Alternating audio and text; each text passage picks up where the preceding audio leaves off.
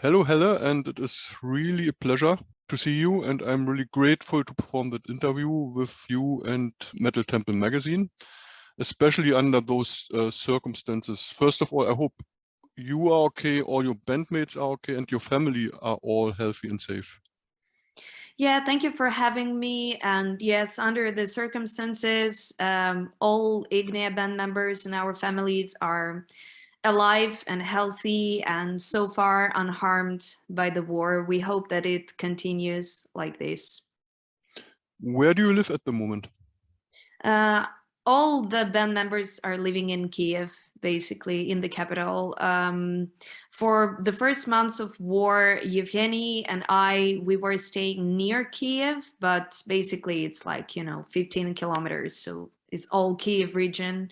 And yeah, we're staying here.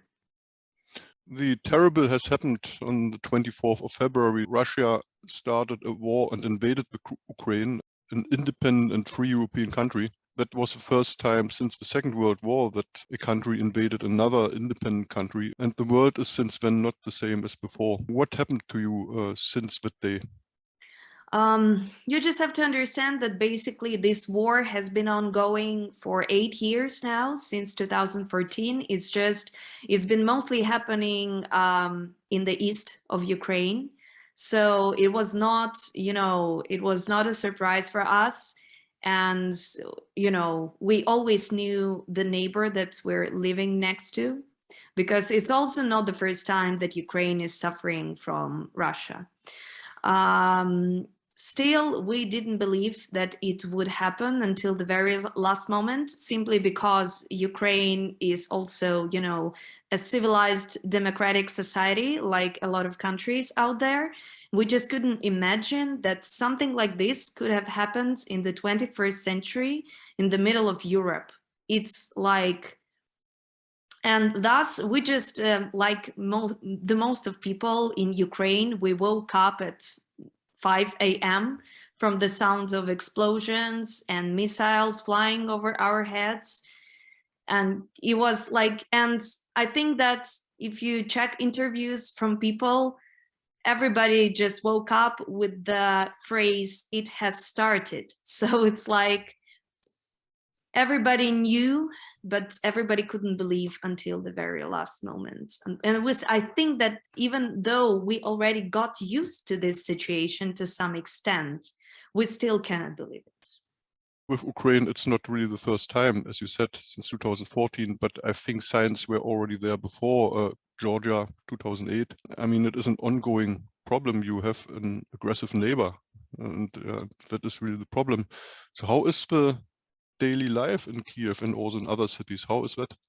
It's been very different because, again, if you take the first week, there were Russian tanks in Kiev on the streets, and there were a lot of fights. And every day since the beginning of war, we've had air raid sirens. So it's like our daily lives right now. But of course, the most tough weeks were when the Kiev region was filled with Russian troops. And I think that also the entire world now knows where Bucha is, where Hostomel is, like all these parts of the Kiev region that have suffered the most. So although Kiev was attacked, of course, you cannot compare the massacres that have been happening in the Kiev region. But again, the war is not over. And if we take, for example, Mariupol, that is now blocked by Russia since almost the first days of war, you just have to understand that everything that happened in Bucha is happening there at this moment. And it's like 15 times more.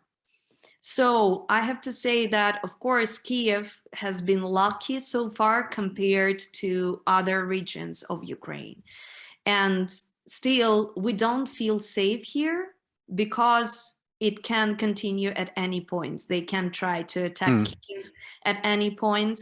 We still have air raids every day. Missiles are still flying. We just have, like, our air defense systems are working better and better every day, but we still need more weapons because Ukraine you cannot be prepared for such a scale of a Mm. war, you know, especially when your neighbor has been preparing for it for so many years. So that is why our government is trying to attract as many weapons and defense systems as possible. Because again, if you take a look at the map, how big Russia is, how small Ukraine is, you will understand the scale of it. Yeah. How can we imagine a daily life in a city where missiles flying, where tanks are coming? So how is life there? Well, I think again, like we had the tanks on the first week, and of course during that week, just a lot of people were trying to leave the city, like all the refugees, they were trying to leave either to the west of Ukraine or abroad if they could. But nowadays, really, Kiev is trying to get back to the daily lives. And the main reason is that even our government says that if you don't have like the military actions in your city, like on your streets, try to get back to work if you can, because this is what keeps the economy of our country running. So when businesses are working, the taxes are being paid, and this is what also finances the army right now. And financing the army is the most important thing at this point, because we still have to win this war. So that's why we as a band, we also try to work every day. We've been working since day one, and we're just balancing between like volunteering, raising funds for the army and people who are in need, but also working. So even we are now trying to, you know, get back to recording of the album and do whatever we can do to work. For example, what did you do? Sorry? For example, what did you do? Do you help them, or what did you do?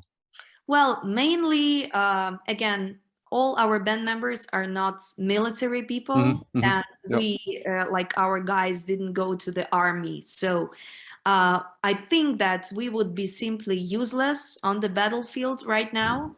That's why, from the very start, we've been working on the informational front, because again, this is the 21st century.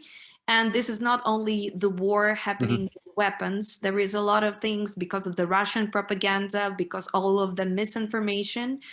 We were working on blocking misinformation. Since the first day, we were posting daily updates on our Patreon page. And again, it's a publicly available post that any person can reach. And we try to make short updates about what happened during the day in all over Ukraine, from the epicenter of the event. Because again, sometimes the news are outdated, sometimes they are fake.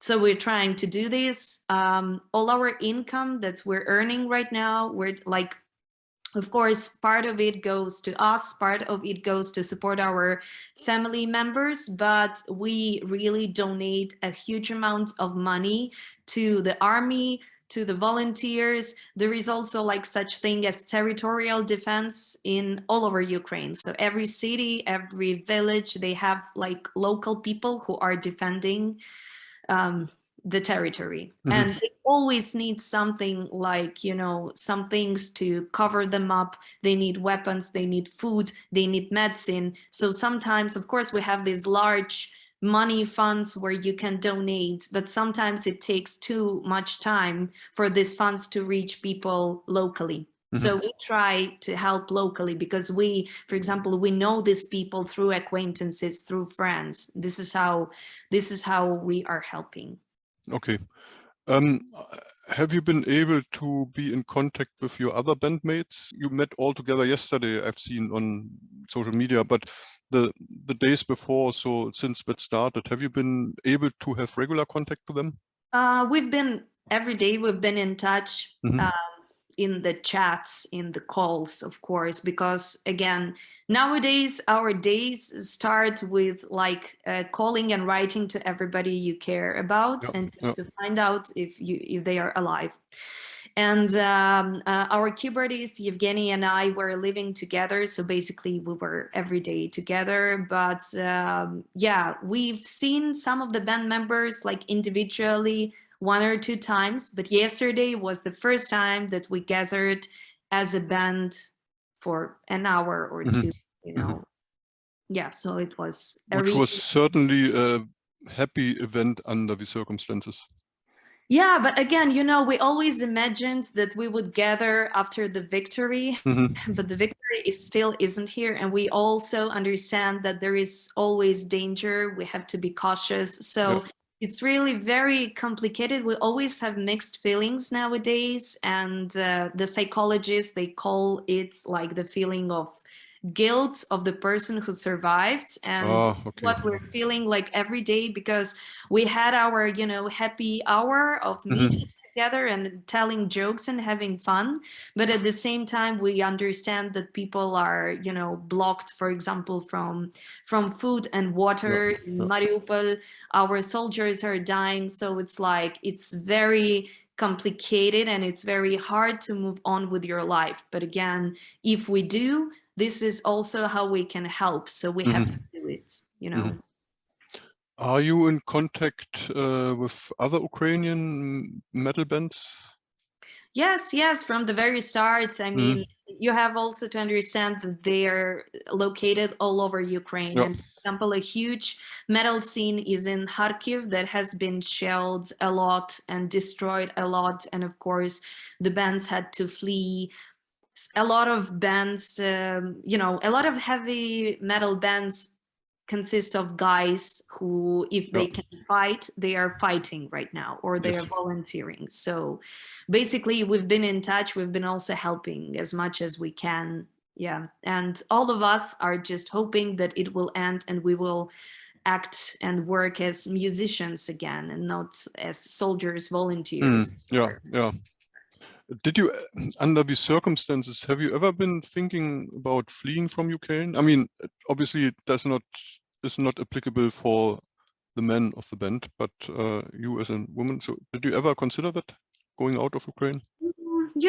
Like I'm trying to be realistic. So I was lucky not to have the Russian troops like nearby, very close.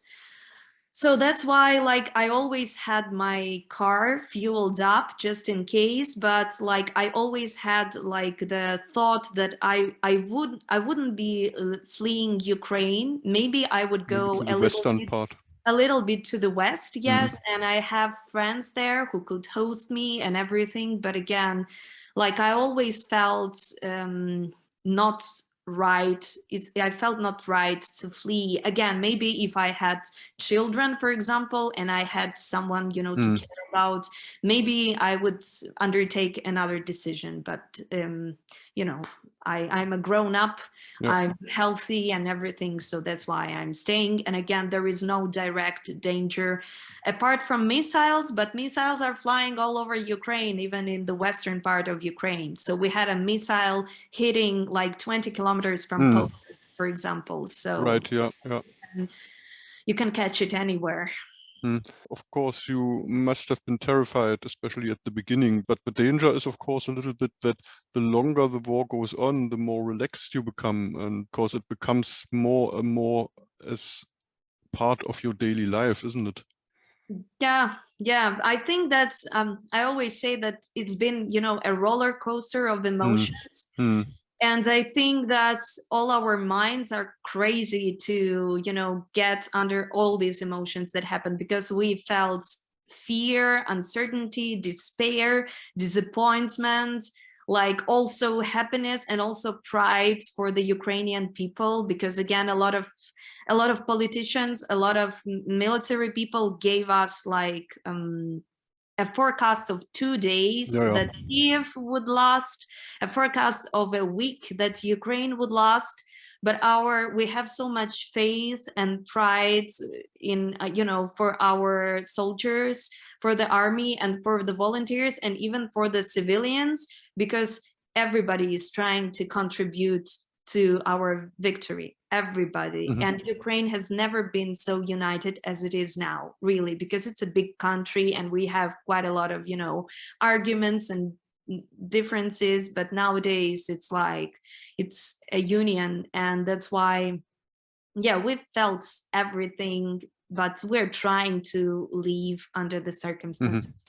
As you said, information is very important. What I noticed is, of course, information from Ukraine, but also from Russia to the outside world becomes sparse. I also was looking at the reaction from Russian metal bands, for example, to the war in Russia. And what I've seen there is a very, very mixed response, ranging from silence. And you don't know why the silence is, because they might not have access, or they might actually just simply be silent. I think there were a couple of short statements from some bands. I think I've seen something from Arcona, and other bands like Imperial Age. They basically packed their stuff and fled to Turkey and said, okay, we are no longer a Russian band. So what are your feelings about these reactions? You know, for us, it's very hard, especially, you know, all the fans are also saying that not all the Russians are bad.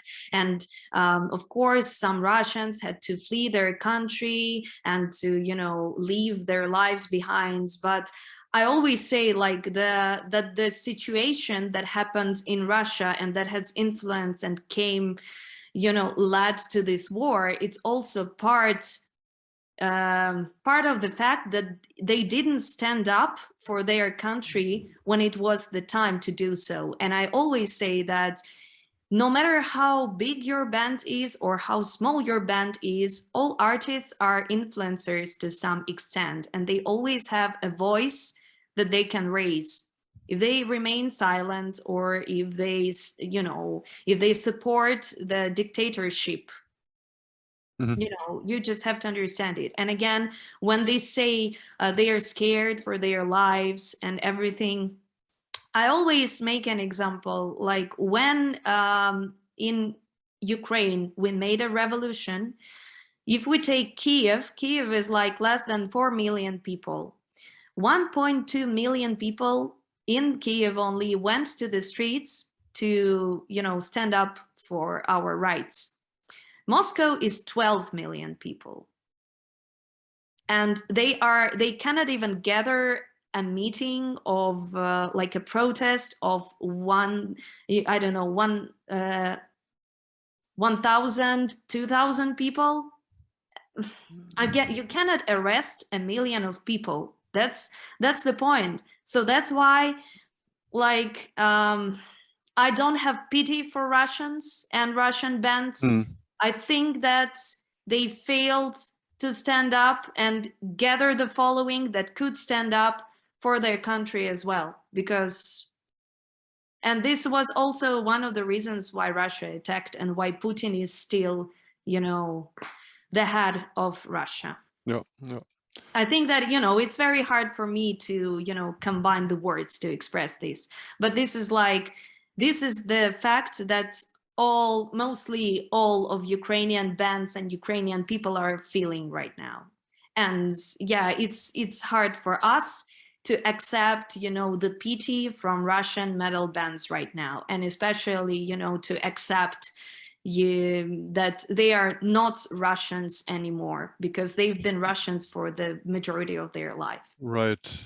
Under such circumstances, are you actually able to focus on music? I have to say that for the first week, we couldn't even listen to any of the music because, again, we were always cautious about the sounds around us. And of course, we have some, you know, some trauma that sometimes we hear something or we seem to hear something. So with sounds, it became not that easy. But for example, we have a very active Patreon and we've been raising funds through Patreon as well. So for example, during the week 2, I already sang some songs for patrons to at least give them something in return for their pledges. I don't know, we're slowly getting back there, and also we will try to finish the recording of our album. So nowadays I'm back to practicing the vocals finally, because, you know, I couldn't sing properly for more than a month, and of course the voice is not in the proper shape. Yep. So we're slowly getting there, and we're not writing music at the moment because we already have a finished album that we have to, you know, bring to life and record it. But yeah, music is already a small part of our lives, and I hope it's going to be a huge part of our lives soon again. Of course, we all hope that. Let's focus now a little bit on music. Let's first start with Ignea. We were formed in 2015. We are basically a melodic metal band with some Middle Eastern folk metal elements. So I think when we go through the history, the first EP came out in 2017. Then I think a full length in 2017 and a second full length in 2020, Realms of Fire and Death, isn't it? So basically, we were actually founded in 2013. Okay, 13 already, okay. Yeah, but we were under another title that was called Parallax. Yeah, and that was like the proper beginning of the band when we released the first EP. Then in 2015, we changed our title to Ignea. We also released like one of the most popular songs and videos with the symphonic orchestra. And it was like, you know, a breakthrough, and it was like a proper time to change the title. And yeah, then we had our first full-length album, then another album, and also we recorded a split last year. Yeah. Last year, yeah. So, and if everything is all right, then this year we will be releasing our third full-length album. Your third full-length album. Okay, so you mentioned that you have been working on that already, and I think everything is done and dusted regarding the songwriting, and it's just basically about the recording, isn't it? Yes, yes. So we have all the songs finished. It was, I think that in January we already had all the songs, and we managed to record part of the vocals, all guitars, and all the bass parts. Okay. So we still need some things to be finished and polished. And again, you know, recording an album and making a release, like it consists of a lot of things, and recording is just a small part of it, no matter how it sounds. I mean, a lot of things a lot of time is spent on doing promo photos and videos and a lot of other things. And that is a problem right now for us. I imagine. Yeah, because if we can, for example, go one by one to finish the recording, but still a lot of artists, a lot of filmmakers and designers, they had either to flee the country, or they had their houses destroyed, or they are fighting on the battlefield now. So it's very hard to come up with something right now. Also, for example, if you want to shoot a video in nature, it's not really possible right now because we have a lot of mines and we're not allowed to go, for example, to the forest. Oh, yeah, of course. Yeah, so I mean, Ukraine is now the most mined country in the world. So again, you have to think of how you can do it, considering all the circumstances. So we decided to take it step by step, finish the recording first. Maybe something changes, you know, maybe they will try to capture Kiev again and we will have to stop again. Maybe the victory will be here and we will, you know, go full scale with the album. We don't know. And it's very difficult to predict, I guess. Recording is one part. Distribution is also a part. And I think last year you earned a record deal with Napalm Records. How did this start? How did the collaboration start? Well, basically, they just contacted us and they offered us a deal. And after some negotiations, we accepted it. And of course, we followed the development of the label. I think I heard that they knew about us for some time. And I always say that, you know, any record deal should be beneficial, mutually beneficial for both sides. Yep. And I think we just reached the points in the history of our band and in their roster that it was, you know, a good timing for us to start the collaboration. But again, when they contacted us, we already recorded this split EP with another Ukrainian band, Ersedu. So that's why we just decided that we would make this EP independently and then make the next full-length album released through Napalm Records. Yeah. You have been before an independent band. Since you started this contract, has there anything that had changed? Well, again, we haven't started our collaboration properly because it's going to be, in full scale. Is going to start after we finish the recording and when we have like all our art for the next album and everything. But still, of course, we got some, some eyes on our bands when the deal was secured. And also, for example, at this very point, even this interview is happening because thanks to Napalm Records. So, I mean, we're slowly getting through, adapting to each other. And right. Yeah. Have you been in touch with them since that war started? Do they offer some support, or how is that? Yeah, they actually offered us, a shelter in Austria, but the thing is, like, only I can leave from all the band members. And again, it didn't make any sense. But again, they're now trying to help us at least with spreading the information about the situation, getting the bands into the spotlight. So we're thankful for that, and we're just, we're not expecting like some huge support from the label. We just want this war to be stopped and that we continue working with them like we should. Right. Yeah, of course. Coming back to the music of Ignea, I listened these days to Realms of Fire and Death. I thought that is an album that has basically everything. The powerful guitars, melodies, heaviness, blast beats, folk parts, clean and growling vocals. So how would you characterize the sound of Ignea? Well, we always mix a lot of things. So I always say, I noticed that.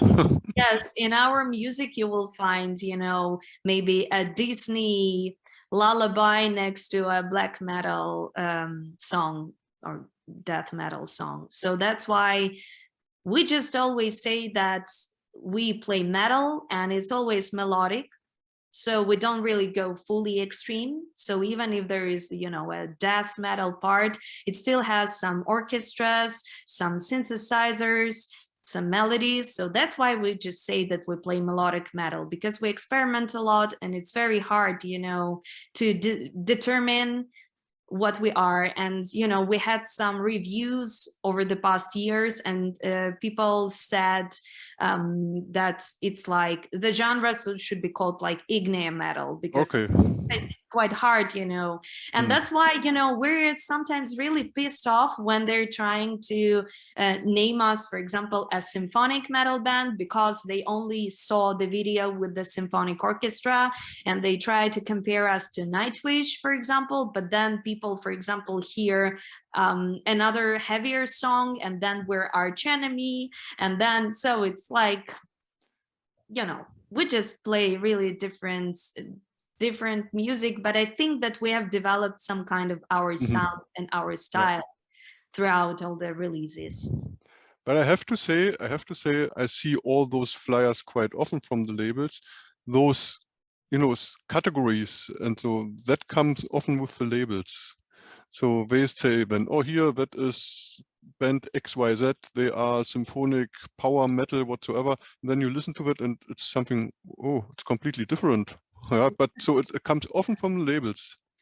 Well, not only from the labels, like from the reviewers as well. And still, of course, you have to call it somehow. So there is nothing wrong with it, absolutely. So, but it's just when they try to narrow it, it's strange, because again, some people call us like folk metal band, but I mean folk, we have folk like in 30% of the songs, so you just cannot call us that. And maybe people who are fans of folk metal, when they come to some songs of ours, they won't like it, and that's it, because they just don't hear any folk in that.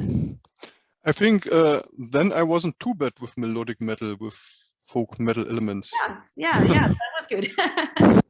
One thing which is very impressive about the Ignea sound are your vocals. They are very versatile and really, really perfectly fit to the sound.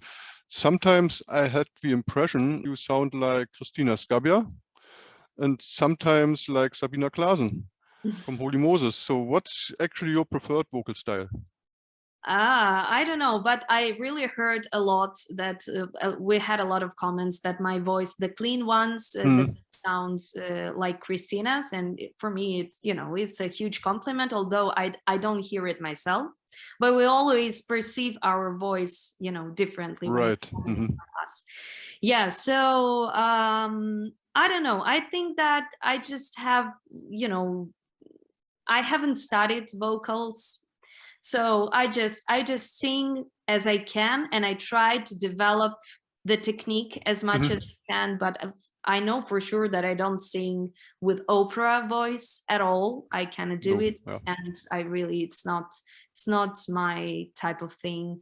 And if we take growling, for example, I know that I mostly use like the false chord growls, but again, I mostly take it by the feeling. I'm trying to make the technique better, to make it more stable and everything, but yeah, it's hard to determine it, you know. It's hard to determine. Did you ever have lessons, especially for the growling part? No, I didn't take lessons for the growling part at all, and I would love it.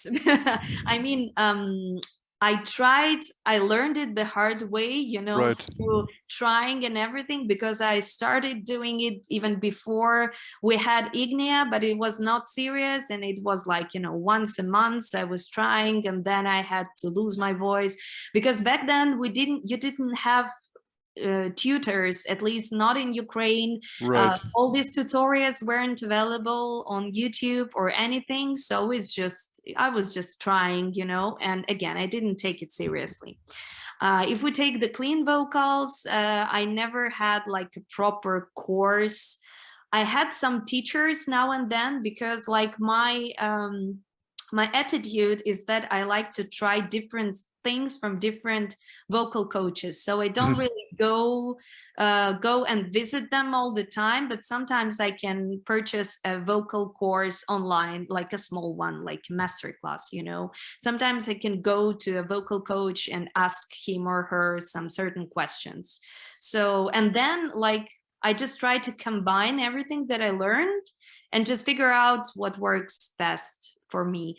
And I have to say, for me, the best is like just to practice every day. So my voice is not stable if I don't practice every day. For me, it's like going to the gym, you know, Right. because some people, they just can go and sing after 1 month, they haven't sang. But for me, I just have to work every day, at least for 15 minutes. It doesn't have to take a long time, but Which you probably have not been able to do so during the last couple of months, I guess.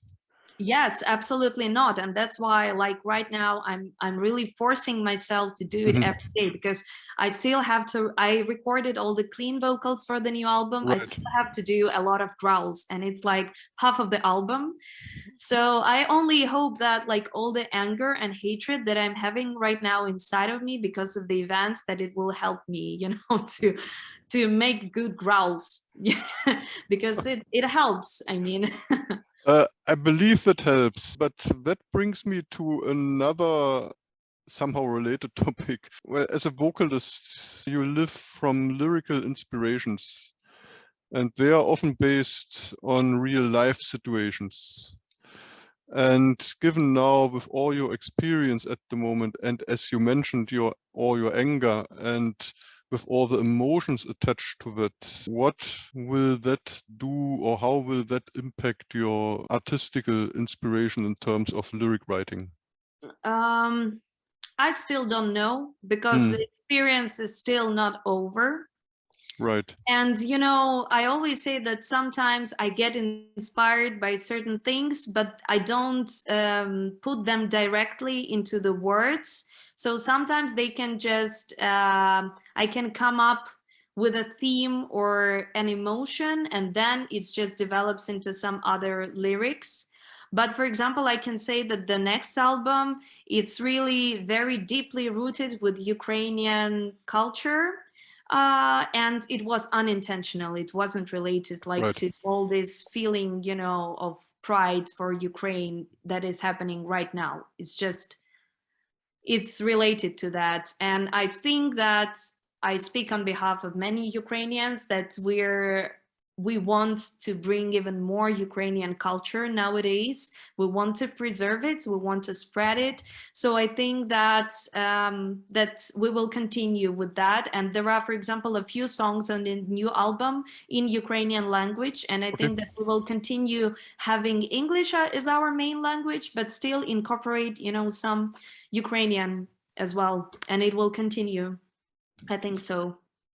And in terms of lyrics, the new album is ready, that is done and dusted.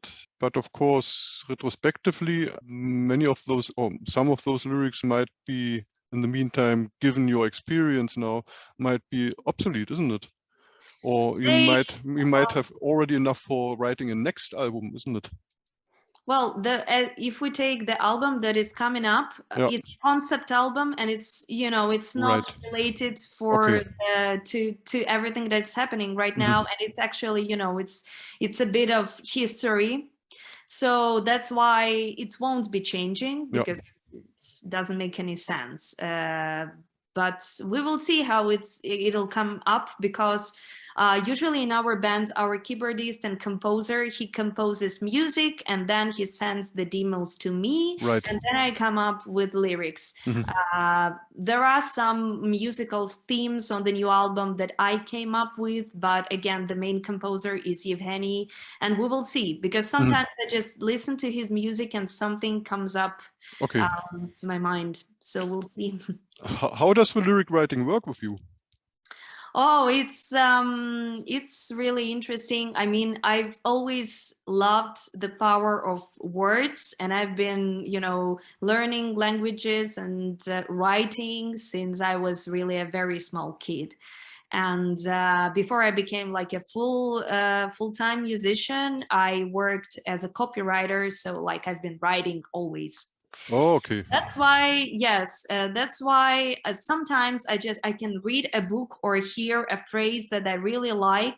So sometimes I note it down, and I have like a pool of these words and lyrics and everything. But usually I really listen to music and I try to imagine everything. And if we take like our previous album and previous EP, they are concept albums. So once I come up with a concept, I just try to read more about this, to watch some movies and everything. So I have a lot of characters in my head, and that's why this is where I dig all the inspiration. And I also use my imagination. So sometimes I can write a song in one evening, like within an hour, in terms of lyrics, because it's just pouring out of me. Sometimes it takes more time. Sometimes I'm changing the words. I also have to say that I got some maturity in terms of earlier, I was always thinking that if I wrote the song, it shouldn't be changed because it's like the first touch of inspiration and everything. But nowadays, I'm trying to polish it, because sometimes you can come up with a word that is a bit better, bit fitting and everything. So I allow myself to change it afterward. That's very interesting. Now, coming back to the normal life, and the normal life starts now again after 2 years of pandemic. Well, obviously, unfortunately not for you, but for the rest of the world. So now the pandemic is declared to be over and live show starts. And you were actually also scheduled for live shows. I think Norway, Finland, and Ukraine. I guess they are all off for you. Yeah, so I don't know, really. We already missed our show in Norway for obvious reasons. We still don't know when the war is going to be over. Again, like the guys are not able to leave the country. And I think that they won't be able to until the war is over. And this is what prevents us from touring. And we still have a lot of unannounced shows that are already confirmed. I don't know. I really don't know. And it's very hard to forecast. Of course, when we have a chance to, we will hit the roads right away. And we also know that there are promoters who are willing to give us, you know, the stage once it's over. But it's really, so far, we're trying to take it step by step and really stay alive and continue practicing the music finally, because again, if let's say tomorrow the war stops, we haven't practiced as a band for nearly 2 months right now. So we just need, to get back to be in shape for that. For the case that it all starts for you again, but planning is virtually impossible. Yeah, you also have to understand that Russians destroyed almost all airports in Ukraine. Yeah. So even if it resumes tomorrow, it will take us a long time even to get to the border and then to fly from there. Yeah. So it's like, it's impossible to plan. It's impossible. Yes. Coming back to happier times of Ignea, I guess you will remember the Metal Female Voices tour in 2018. Yeah, that was one of our best touring memories. Best tourings I believe so. I actually have seen you there 3 times, so I was there 3 times. Yeah. Okay. That is cool. And I think one of those shows were in Siegburg. You might remember that one. Yeah, I do. And I believe there is a very nice picture of all the vocalists. I've always felt that picture that stands really for unity and togetherness. And I believe that, and that was with Heidi and Carla from Butcher Babies, Cobra from Cobra and Lotus, Cobra Page, Michaela from Martyrium at the time, and I think Chloe from Scarlet Riot. Yeah. So and I felt actually that picture summed up so really nicely that tour, that amazing tour. So it stood for me to unity and togetherness, and I believe that is something. I believe those ladies have not forgotten you. So, and I think that is actually what you need to really the moment, this unity and togetherness. And you can be assured that all the metalheads all over the world, they feel that for you, and they have that feeling for you. Maybe it's a good word for a final word from you. Yeah, I just want to say to everyone who's watching this not to take anything for granted, because you never know what happens tomorrow. So if you have like your dreams and plans, try to do it today. It's really very important. Remember to stay close to people who you love and take care of them, because again, you never know what happens tomorrow. And if you have an option to support Ukraine in any way possible, and the Ukrainian artists, please do so, because again, we're fighting not only for Ukraine, but for peace in Europe. And even if you cannot help financially, it's absolutely okay. You can either go and protest in your city, or you can even spend 5 minutes watching a video of a Ukrainian metal band. It will also help. So please do so. And I hope that we will see you on tour when this is over. Thank you so much for that really amazing interview. Thank you. Thank you. I enjoyed it. One man, one dreams and good job.